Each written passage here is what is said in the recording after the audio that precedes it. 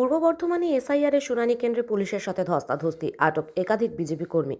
এসআইআরের শুনানি চলাকালীন 7 নম্বর ফর্ম জমাকে কেন্দ্র করে ব্যাপক উত্তেজনা সৃষ্টি হয় পূর্ব বর্ধমানের জেলা শাসক করণ চত্বরে।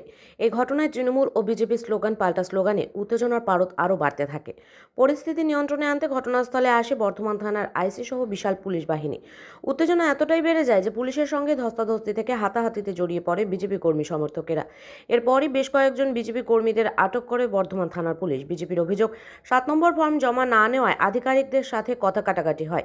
সেই সময় তৃণমূল বেশ কয়েকজন এসে তাদের ওপর আক্রমণ চালায়।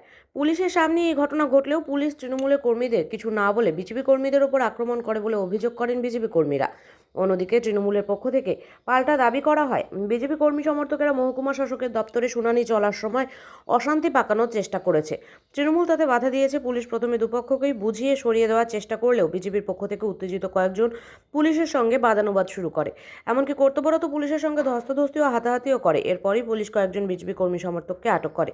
পরিস্থিতি নিয়ন্ত্রণে আনতে দুপক্ষকেই এলাকা থেকে বের করে দেওয়া হয়। ঘটনাস্থলে মোতায়েন করা হয় বিশাল র্যাব বাহিনী। পূর্ব বর্ধমান থেকে সঞ্জিত কুড়ি রিপোর্ট, সংবাদ একলব্য।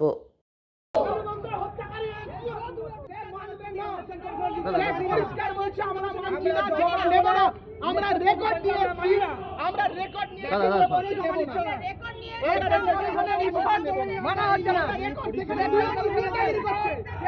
ছেড়ে দাও, ছেড়ে দাও।